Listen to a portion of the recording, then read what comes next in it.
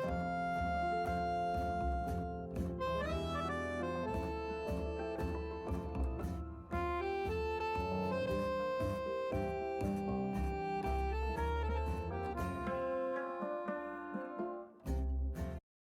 go. Okay. Hello and welcome to a new lecture in applied mathematics. Okay. All right. There you go.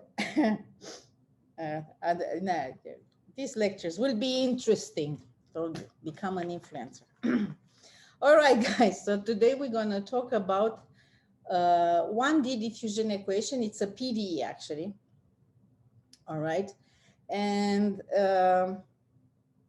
the model, as I read it from the textbook, is a kind of depressing. So I was thinking that last time we did the atomic bomb, right? Well, today I would have an example with pollutant and toxicity in a channel. I mean, how depressing is this world, right? And we're dealing with a pandemic. So I was thinking that I'll change the application, right, that is described here to something maybe a little bit different, like it's a bit forced, but it works still.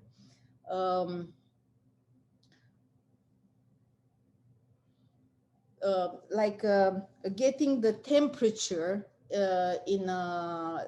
it's related to geothermal energy. Okay, so you know how if you go deep in the earth, it's getting warmer and warmer, right? So if you hit some water really deep, it's actually warm, and people use this to warm houses. This is actually one of the energy resources that might be used.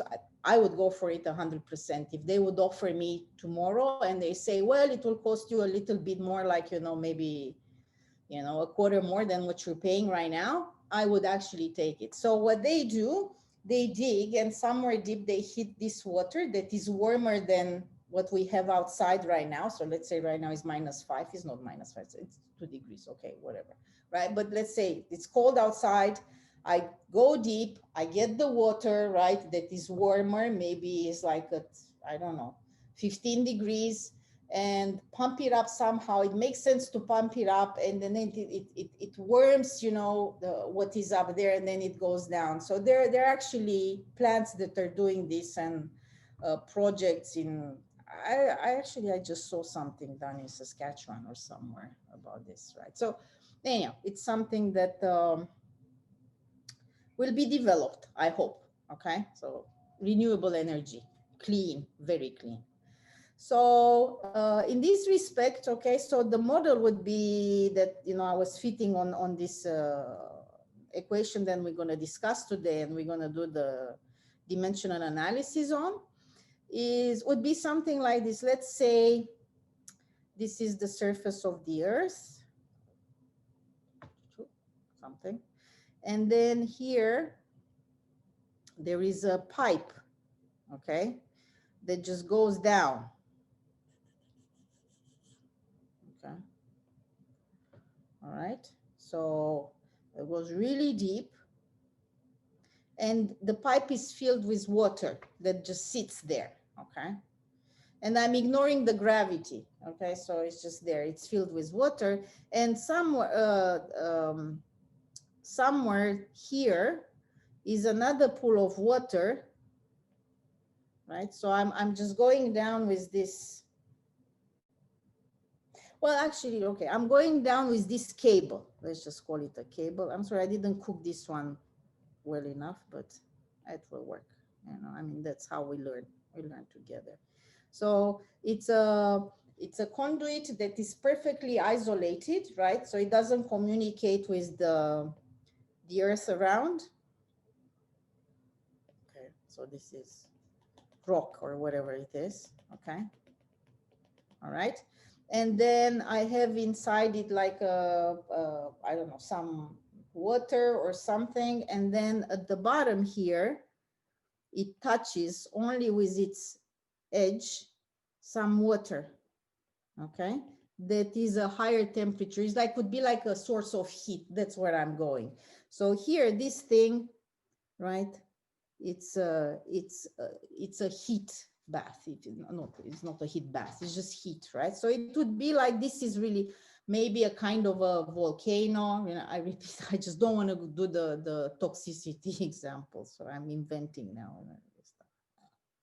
Okay, so the point is that here, right, at this touch point, uh, there is some energy, if you want, or some heat source that then goes up and diffuses, right? It's like hitting a plate, right? So you have the heat source in one point, and then, you know, the heat diffuses in that plate that you have. But here I'm thinking about the 1D model. So I'm going to put here this level to be x equals 0, let's say. Okay, so I'm going to go with the x-axis on the vertical. Okay, so I'm going to do it like this. So this is OX. I know that usually X is on the horizontal, but nah, I'll put it on the vertical. So what? Okay. All right. And then I want to model. So somehow the modeling of this is done by the so-called heat equation or the diffusion equation, linear diffusion equation, that I'll write it down in a second. First, let's put together. So this is, okay, looking here, some trees. Okay. Okay, whatever. Okay. So okay, I'm gonna call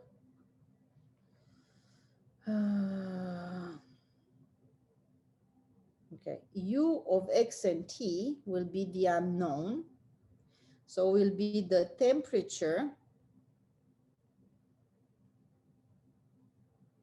in the conduit at position, or if you want that height, X, and at time T. Okay. And as an observation, right, as the height is larger and larger, if you want, as X goes to infinity, okay, oh, it doesn't really work, my example. Temperature goes to 0. Yeah, oh well, okay. So we're gonna make here U0 to be 100 Celsius, okay? And up here, where X is almost infinity, we're gonna do the temperature to be, so U of infinity and T at any T to be 0, okay? Why? Because that's how the model is. Blah, blah. Okay, so there's that. Okay, just to not talk about pollutants in a river. Okay, all right. And now what is the equation that we're going to discuss? Okay, so the equation is the so-called heat equation in 1D, which looks like this. So the way this heat diffuses, the way the temperature falls as we go up the conduit, if you want, follows this partial differential equation. Okay. Oop. Okay. That's a dx2. Okay. Good. All right. So we might discuss this in the modeling, the proper modeling course. Okay. I'll discuss with the modeling guys, maybe. Okay. Anyhow, this heat equation is studied and super studied in any standard PDE course. So, you know, if you have to take PDEs, that's what they do for short, right? It's a linear ODE. Now this D, okay, is a constant and is called the diffusion constant. Okay.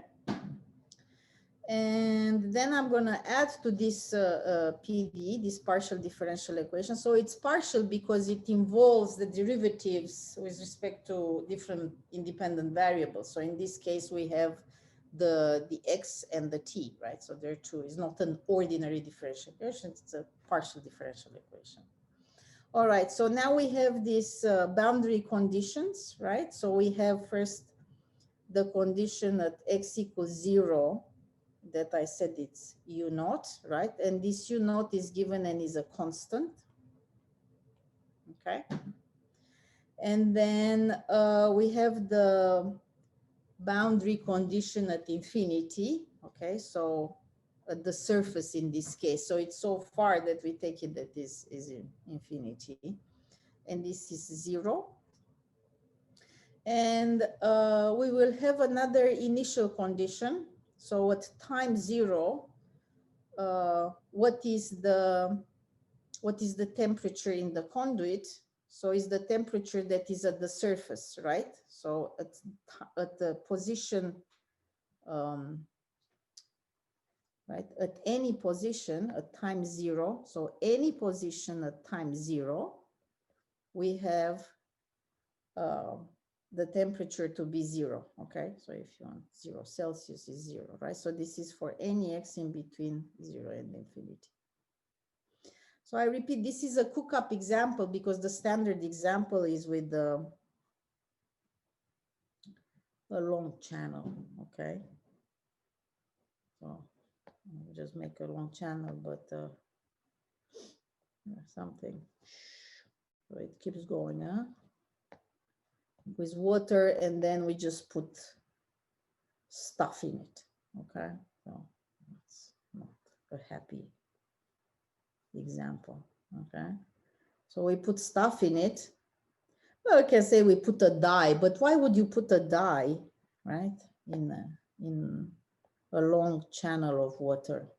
I don't know. You put pollutants, right? So that, okay. So there's the standard thingy, and then you match the meaning of each of these initial conditions, okay? If you really want to do that. Oh, yeah. All right. So before we start with the dimensional analysis business, I want to tell you that actually this wonderful PDE is also used in mathematical finance. Okay, so it's the heat equation, one of the simplest linear PDEs, right? So it models how temperature diffuses, how dye diffuses, how, whatever, but also it has something to do with the stock market. And that's interesting. So actually is the stock market super equation, the Black-Scholes equation in disguise. Okay. So if you do the right mumbo jumbo on this model of the Black-Scholes equation that these two guys, Black and Scholes, got the Nobel Prize for in economics or something, right? It's actually the heat equation in disguise. And this is something that I would expect that financial math students should see it once in their life in a PDE course. When I'm teaching that course, I do that, but yeah, it's not just, something that is physics related, okay? It also could be like financial math, okay? So yeah, this being said, now we'll see how we go along with the dimensional analysis. All right, so I'm going to put here again the model.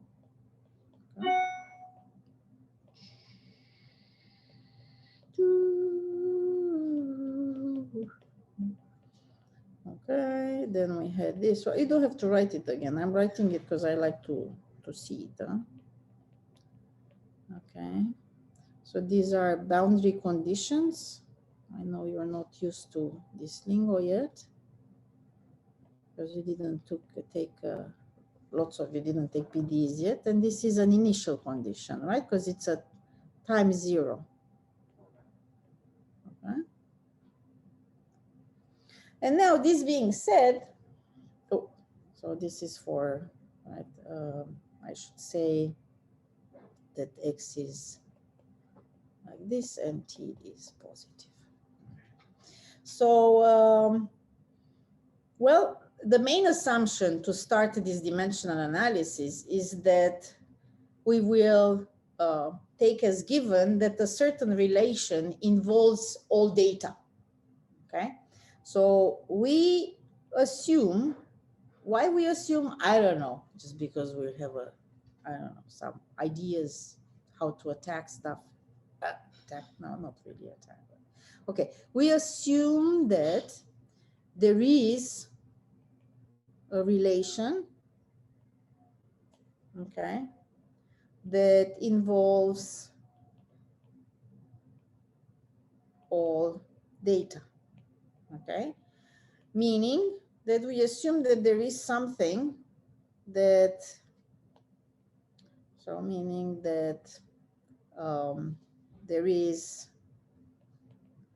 a function, okay, f such that, now I won't put f defined on blah, blah, blah. So directly f of everyone that, you know, everything that shows up, x, t, d, u, and u naught equals 0. So all together now. All together. All right.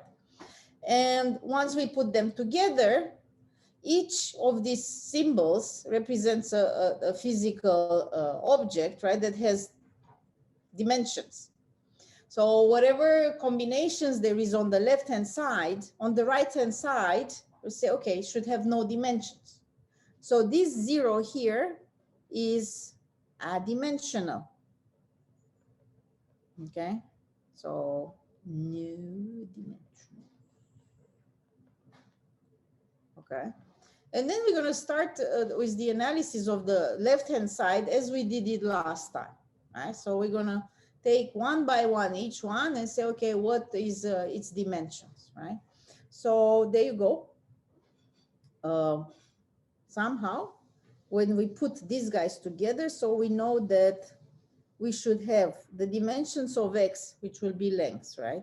At some power, let's say a, times the dimension of time at some power, let's say b, times the dimension of d, we'll find out what the dimension of d is, at some power c, and u at d, and u naught at e equals, okay, so I'll have on the right-hand side the fundamental dimensions as at the power 0. So what are the fundamental dimensions in this model? Well, I see distance, I see time, maybe mass. Okay, so let's put that there. Okay, so m at 0, l at 0, t at 0, right? So mass, length, and time. Okay, so let's see how this is going, right?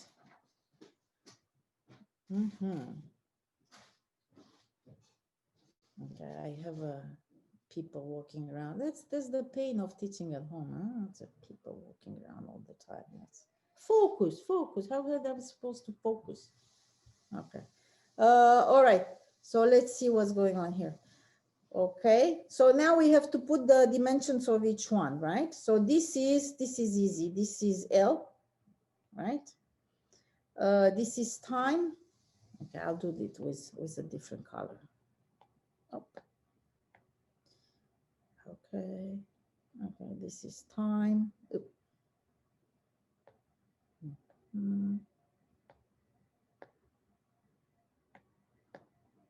moment. I'm doing here colors. Oh, come on. Okay, that's time. Okay, now this guy, I'll have to find out. U, what did we say U? U is the quantity of, right? It's temperature, so I really messed my model, huh?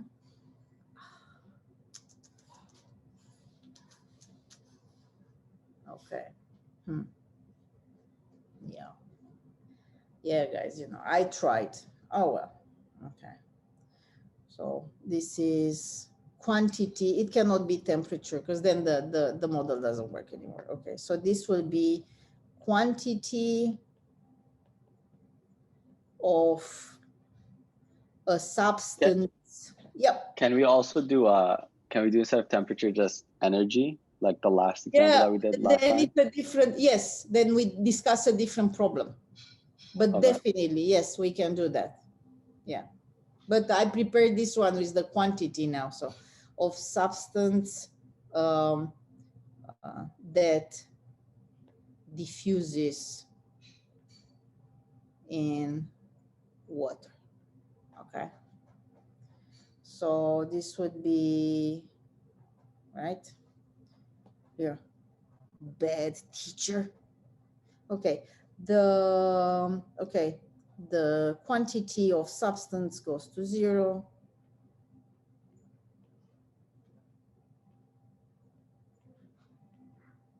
Okay. Substance. Okay, diffusion constant. Anything else? The equation is the same, is the heat equation. Okay.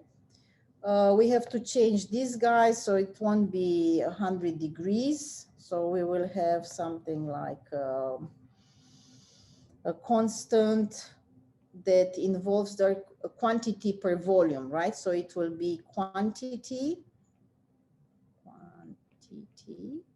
per volume, right? And here actually it's quantity per volume because that's how we measure, right? In a, let's say 1 cubic meter, you know, it's so much pollutant or whatever we're putting in there, right? Substance of some sort. Okay. Oh, well, I tried. Life doesn't want to be good to us sometimes. Okay. But we're strong. We keep going. Okay. So now I'm coming back to my model here. So did you finish writing? Just to check it out. Yeah. Okay. And so, you know, this model with the channel just works fine because here we just dump, you know, pollutant. So there's no problem there with the model.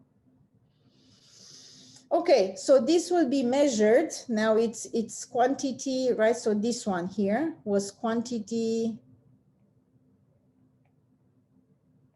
per volume, right? So this will be mass over length at cube. So meaning times length at -3. This is the same.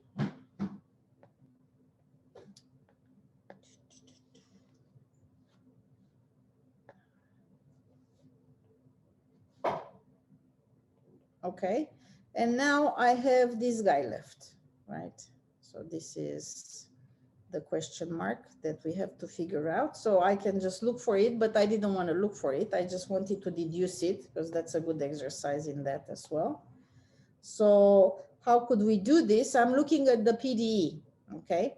So let's look together at the dimensions in the PDE. So we have du dt equals d, that's the dimensions that we're looking for, right? d2u, dx2. So I'm going to make them dimensions. Okay, so I'm marking them dimensions. James, stop that. Okay, that's my son. Okay, so this guy, right? So it's u over time, right? So the dimensions would be the dimensions of u over dimensions of time, basically. So I'm going to put directly t, right? And this one here, again, the dimensions of u over length squared, right? Because it's dx2, it's twice. It's the derivative with respect to length, right? Okay, space, however you want to put it, right? So it's du dx, right? So you do delta u over delta x if you want. So x is measured, is a length thingy, right? So and then you do it twice. So this would be over L2, okay? So this is actually something like dimensions of u. Now I'm looking at them and their mass. So where should I write? I'll write at this level, right? So now this guy here is the one that we're looking for, right? So this would imply, right, using that u is what it is. I'm going to put a little arrow. Okay, not from there, from the other one. It's the same, but still. Okay. So we have m L at minus 3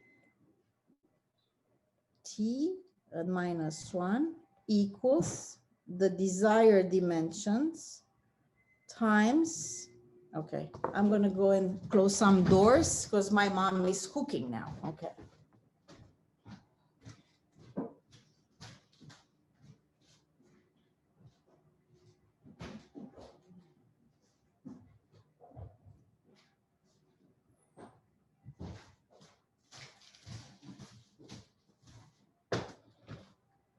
There you go. Now you'll know how I will become an influencer, just walking around and showing the pain of teaching online. Okay, so we have, oh, by the way, the government is giving us, I think, $400 or something,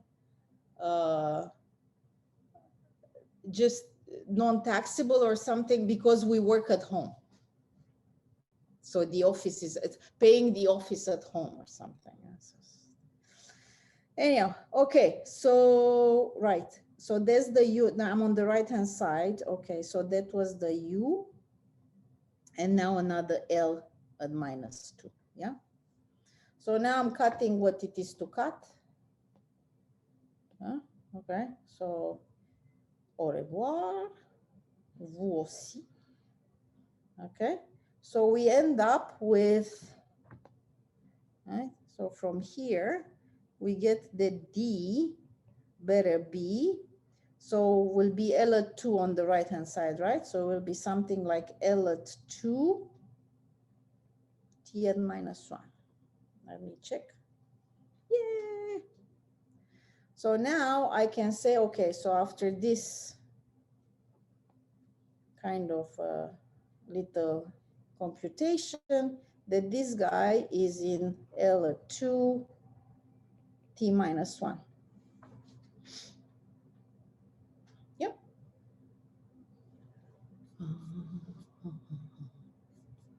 Okay. Good.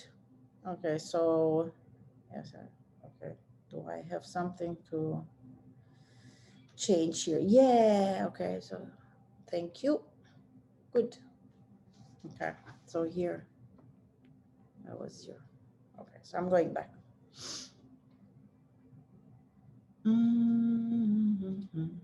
Yep. All right, okay, let's make here a nicer in place.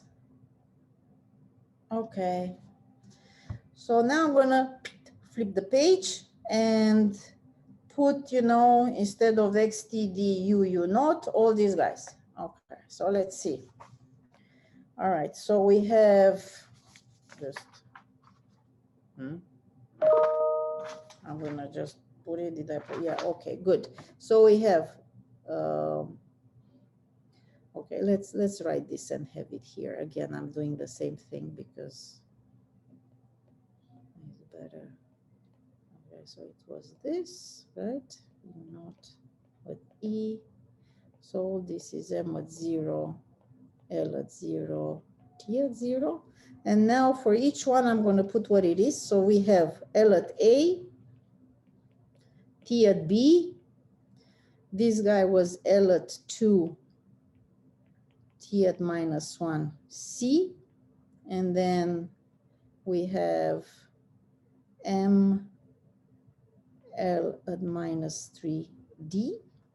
And again, right?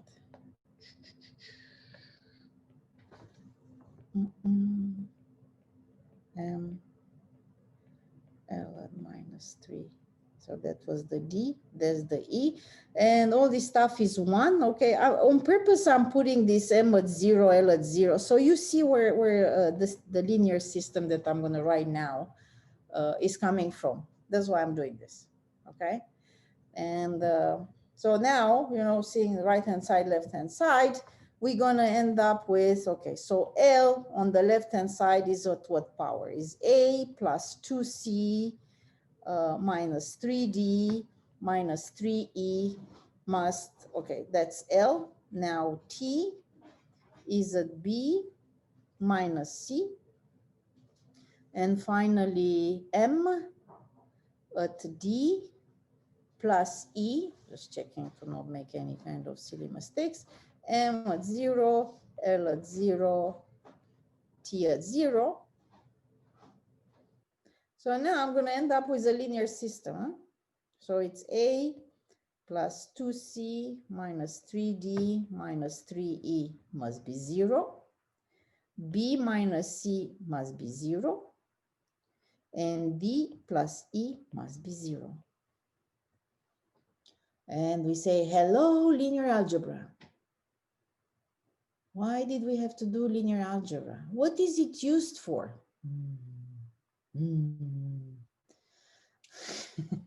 Especially the guys who did linear algebra with me last year. Ooh, we worked hard in that course, right? Fundamental course, I kept telling you that.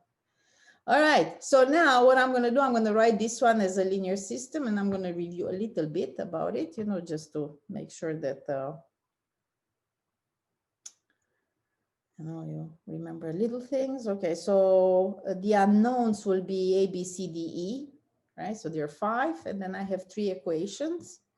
So maybe I'll write it something like this. Oh, okay, so 5, huh? I make room for 5. Yeah, okay, it was correct actually. Good, okay, and then here are the 5 unknowns. I'll write it nicely. A, B, C, D, E. Okay, write it nice. Okay, equals, and it has to be 0, right? 0, 0, 0. Okay. And okay, let me write it nicely. And now I'm going to complete that matrix with what it has inside. So 1, 0, 1, minus 3, and minus 3. Yeah. And then 0, 1, minus 1, 0, 0, and 0, 0, 0, 1, 1. So basically it can be written as a linear system in which we call this one A. It's a matrix that is, you know how I like to write it. So it has 3 rows and 5 columns, and the entries are from R, are real numbers. So that's what we did in linear algebra, right? And then we can write it in the form AX equals 0, where X is the wonderful unknown, right? So is that A, B, C, D, right? I'm going to write it like this and then put the transpose on it, okay? So it's the vertical vector, yeah? And this is the 0 vector, yeah? So the first line, okay, right. Thank you. The first line is with the 2 there. Perfect. Anything else? Yes. Good. So this is the system we have to solve now, right? Like we kind of learn in linear algebra. So I'm gonna do a small refreshment of linear algebra. And I'm going to come back to the system. Now I have to say that for this particular example, we don't really have to know linear algebra because we can just solve it by hand, and probably that's what I'll do. But you know, now that we're here, let's do a recall. Huh? All right. So how was it? So let's say we have it was called the homogeneous system, right? Because it's a zero on the right hand side. And this A has m rows, let's say, and n columns. So for instance, for that matrix, right? So e.g., I don't have to write it again. I'll write it because I can do it really fast. So it was -3, yeah, and -3, yeah. Okay. So 0, 1, 1, 0, 0, 0, 0, 0, 1, 1. Okay. All right. And now for this one, right? So m is 3 and n is 5. And what were we doing? We were doing the rank of it, right? So we were doing the rank, and then we knew from the rank, you know, exactly how many independent unknowns we have and how many dependent, right? So we are calculated the rank of A, right? Do you remember? The rank of A was the number of linearly independent columns. And Mama taught you how to do it practically. How was it? Was something like you have to look for the the largest dimensional square matrix that you can fit into it there, that the determinant is non-zero. Remember? Kind of, you know, so that's more like a practical rule, right? So for this matrix, I'm gonna look if there is a, so the largest square I can fit in just a priori, it's a 3 by 3 one, yeah? So if I find a determinant that is 3 by 3 and a matrix with the determinant 3 by 3 that is non-zero, then the rank is 3, yeah? So if I take this one, this 3 by 3 guy, the determinant will be 0 because it has a 0 row, right? So that's not the right one. I mean, anyhow, that won't do. But what about if I take the next one, right? So I'm trying to fit, for instance, this guy, right? So what's the determinant of this? Well, however you want to do it, you're gonna get that. I know the Kramer rule, so that's what I'm doing. So the Kramer rule was like with the diagonals on one direction and then minus the sum of the diagonals the other direction. So for the pinky diagonal, right, so let's say, okay, I'm gonna take this one here, okay, and I'm gonna do its determinant, right? So the pinky diagonal would be 0, right? And then this one, right? And then would be another 0, and then another 0, and then minus, let's do the other one with the light green. Okay, so for the light green diagonal, okay, will be minus 0, another 0 for this guy. Well, I cannot do them. So this, and this, right? Okay, I don't want to mess my matrix there. So that's the 0 there. And then minus 2. So this would be minus 2, so it's not 0. Oh, so basically the rank of our fellow here in this example is 3, huh? Okay, that's a practical way to find it, at least the one I know. Okay, there are other ways, I guess, but you know, you can do row reduction, and you know, of course, to solve this system, we can do row reduction. I'm just, you know, it doesn't talk to me much, row reduction. Okay, so, but row reduction involves it. I'm trying to do a bit of theory in linear algebra because then we'll have to do a theorem next time. So, you know, we'll need this a little bit. Okay, so now, okay, so let's say rank of A. So this was a kind of a side note to remind you. okay? So let's say rank of A is K, then this will imply that there are n minus K independent variables. Okay, and I'll show you an example. So, okay, and K dependent variables. Okay, so practically, these guys, okay, these ones are the ones that are going to the right-hand side. I'll give you an example to see what I mean. Okay, and are free as birds. Okay, I'll put it like this. Whereas these dependent ones are expressed. So these ones, okay, expressed in terms of that value. Okay, so here, cheeky little example, right? So let's say we have something like x plus 2y minus 3z equals 0, and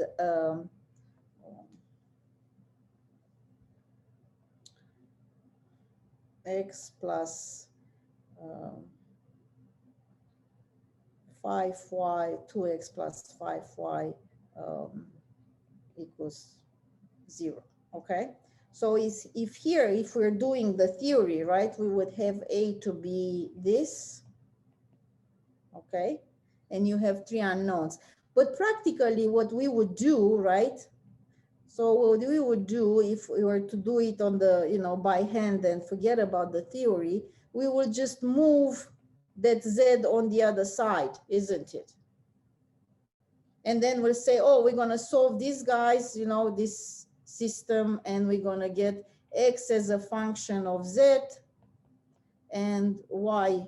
Okay, here is a Y, right? Oops. Okay, as a function of Z, because Z becomes a parameter, right? So this Z is free to be in R. So, you know, these guys are parameters, if you want. So when I say going to the right-hand side, that's what I meant, okay? So is this fellow, okay? So here it is, right? Right, and it becomes free to be whatever, and then we have an infinitely many solutions, okay? But we know a priori how many infinitely many solutions we have, right? So we would have n minus k worth of variables that can be whatever they want, okay? So this is a kind of, you know, reminding you what we did in linear algebra. The point is that now I'm going to go back to the system and back to our dimensional problem and see what's going on there, okay? So we had, where is it, okay. It's here, okay. So we had you're going to say, so why did you do this, all that thing before, if you're going to do it by hand anyhow? Well, because we'll have to do a theorem next time, so we might need that, okay? So here, when I want to solve this, okay, I'm going to say, okay, so D can be expressed as minus E, okay, where E, I'll say, okay, is in R, can be anything, yeah? And here, B is C, where again, C can be anything, okay? And now the first equation here, I'm going to put a star on it, right? Becomes A plus 2C. I'm keeping the C because is the free guy, right? Is what I was saying. Oh, free as a bird, right? Okay. And then minus 3. D now is minus E. Minus 3E must be 0. A little miracle is happening. So these guys are going away because this one is plus, one is minus.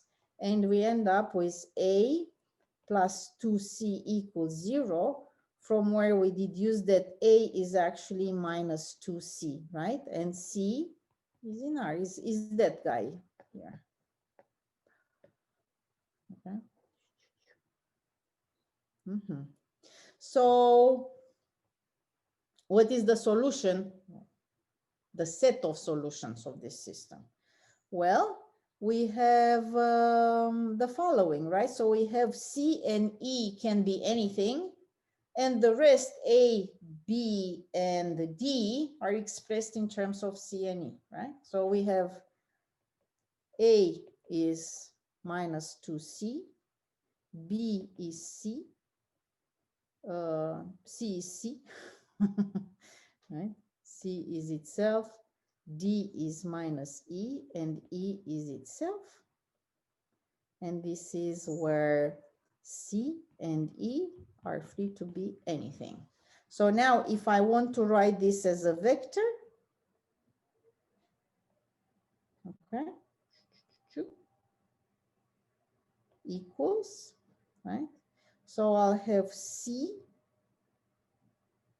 that appears in A as minus 2, in B as 1, in C as itself and then nothing, plus D that doesn't appear in A, doesn't appear in B, doesn't appear in C, appears in, oh, it's not a D there. Oops, it's an E actually, because E is the guy that can be anything. Okay, so now this is minus 1, because D is minus E, and itself with 1. Huh? Ooh, okay, it reminds me something like the span of, huh? So if this is our vector X, this is the linear combination of CV1 plus EV2, where obviously I'm denoting this vector to be V1. And okay, how should I do it so it's clear? Huh? So this, all this vector is V1 and all this vector is V2, where C and E are in R.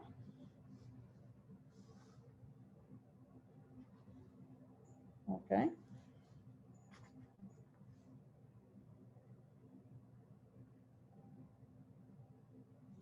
So I have to flip the page. I'm waiting for you to write. Okay. So in other words, well, maybe I'll shove it into here. Okay. In other words, here, I'll make room here. That is, okay. X belongs to, ooh, I'm going to use this word, span of V1 and V2. Remember? Remember the time when we did span and curve? That's okay. So that's that. Okay, that's another way to write this thing. Okay, so with this being said, I'm gonna conclude the lecture for today because it's an hour and I don't want to stay longer actually. So any A, B, C, D, E, right? Such that, right, I'm gonna write it like, I'm not lazy to write it, okay? So this thing equals C and that vector plus E, I have to look what it was. I want to conclude, that's all I wanna do. 2, 1, 1, 0, 0, and 0, 0, 0, minus 1 and 1. Any ABCD chosen such that, I don't know if that would change the sentence, okay, are doing the job, okay, i.e. When substituted into that thing, right? X at A, T at B, D at C, U at D, U naught at E, makes, okay,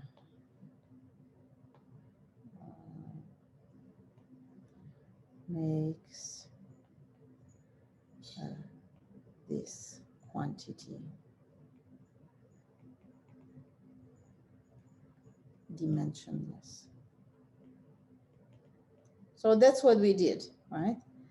So in other words, if I choose, right, so, right, any this, you know, where if you want here, C and E are some real numbers, could be 0, could be 1, right? Okay. So if I'm choosing that, you know, C and E, and then I'm putting here A, B, C, D in this way, right? So for example, you know, I can choose C to be 1 and E to be 0. And then I'm getting A, B, okay, I'm going to write them in a line. So for A to be A, B, C, D, E, be consistent, to be -2, 1, 1, 0, 0, okay? Then this thing, x at -2, and then t at 1, and then d at 1 would be a quantity that is dimensionless, and so forth. Okay, I knew I won't finish today. I'm a kind of halfway of what I wanted to tell you, but I will stop here. Yeah, guys? So, yeah. So where I'm going with this is not only that we're gonna make this model to be dimensionless, but it will, I chose this example. It's also in your text, but it's in the notes, right? On purpose, because there is some magic going on. And then we'll be able with this magic to actually solve this PDE without doing, so this PDE is solved in a PDE course using the so-called Fourier transform. Okay, so the PDE guys, the guys who took PDEs with me should remember, you know, I hope that you remember that we use the so-called Fourier transform, and you go and do convolution, and so you write the solution, okay?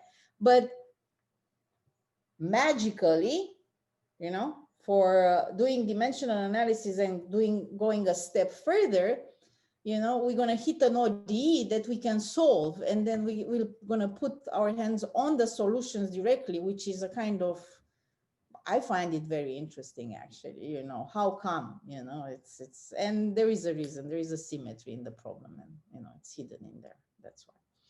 Yeah, you know, scalings. So that's what I wanted to tell you today. I'll stop the recording. I'm going to say thank you for your attention and bye-bye. Okay, stop. Can you try again? All right, start again.